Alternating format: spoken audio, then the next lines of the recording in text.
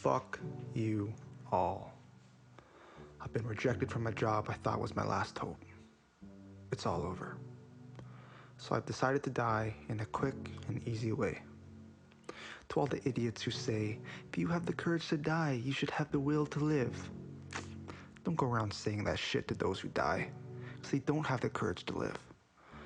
I'm less afraid of dying than of staying alive in this mess.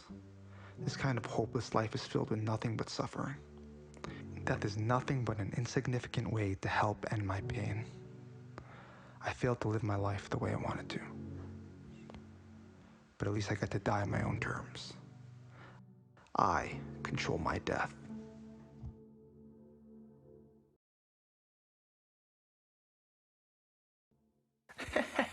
Yeah, right. Dope intro, but man, this guy was a fuckhead. That's game. What can I say about this one? I loved it. I really like this one.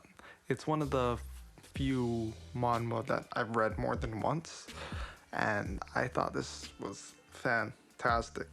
Death's Game is a pretty short story. It follows our MC, EJ Choi, a complete bum who decides to kill himself for rather selfish reasons, and in doing so, he provokes the wrath of Death itself. And from there, craziness ensues. He gets thrown into other people's bodies and is forced to experience death multiple times.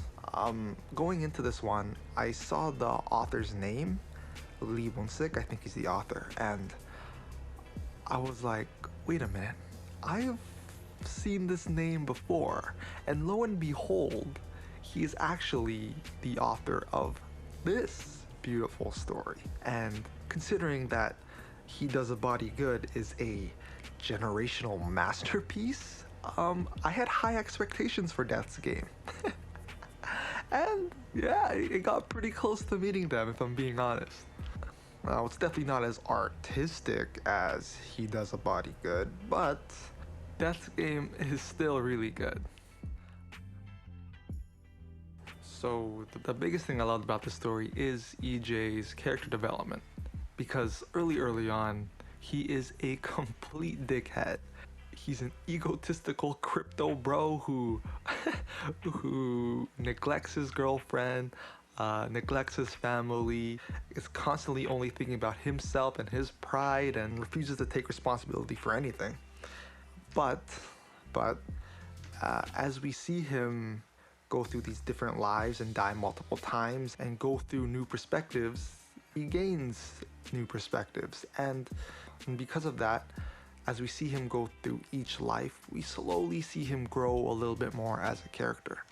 On my first read, I didn't see it as much, but I think on my second time, I thought it was pretty evident how much heart he had as a character, especially when he was reflecting upon his mother. You can see it during other times, like when he's the ex-con and he tells the guy in the woods about having the courage to live, or when he's the cop and he saves his partner and you see his appreciation for his family, and when he meets Jisoo. Moments like these were my favorite because I think it's when we really see him start to gain an appreciation for life and the will to live, and we see he's not just an asshole who cares about himself, but someone who values his mother and cares about other people. And my favorite moment where this shows is when he meets Jisoo. I thought their connection was beautiful. Him being able to meet someone who really tried to understand and empathize with him, especially during a situation that seems so bleak, was wonderful to see. I thought Jisoo really brought out his love for life and showed him that he isn't his past mistakes, that he could be more, and even though he fucked up in the past, he can be better.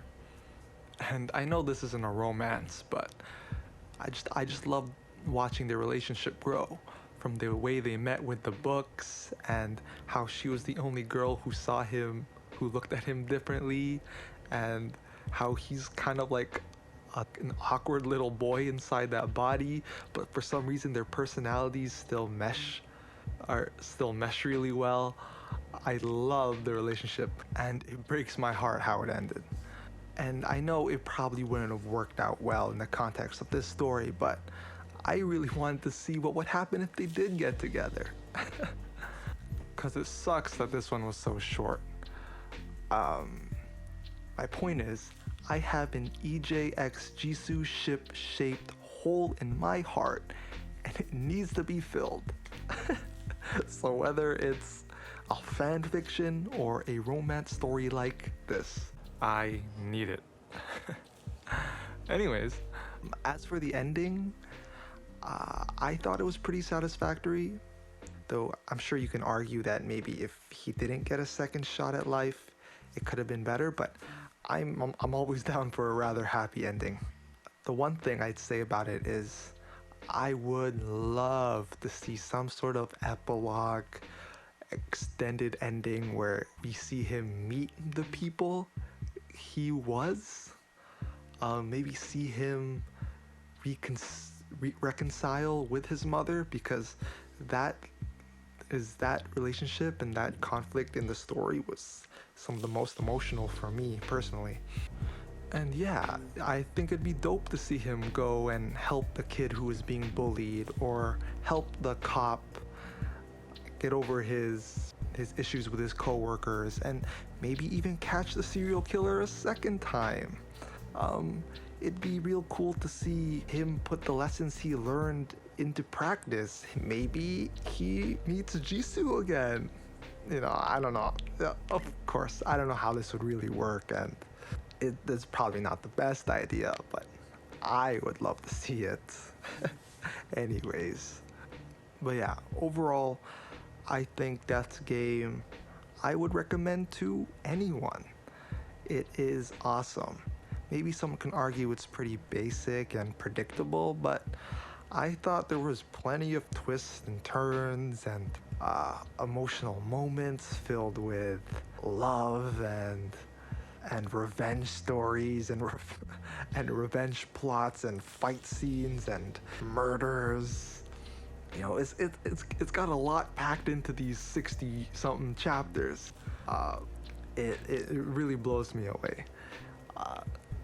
Lee Won-sik and G Goldchan have really done an amazing job, as I keep saying. I don't really think this is a spoiler, but ultimately I kind of saw this as a darker A Christmas Carol, with Scrooge and him seeing like ghosts while he's asleep or something. Maybe that's a gross comparison, but I thought it fits. I thought it fit the kind of structure of the story. But anyways, yeah, you should read it. I'm feeling on my first read, I thought maybe this is about an 8, but upon multiple reads of this story, I'm feeling a 9. I'm quite high on this one.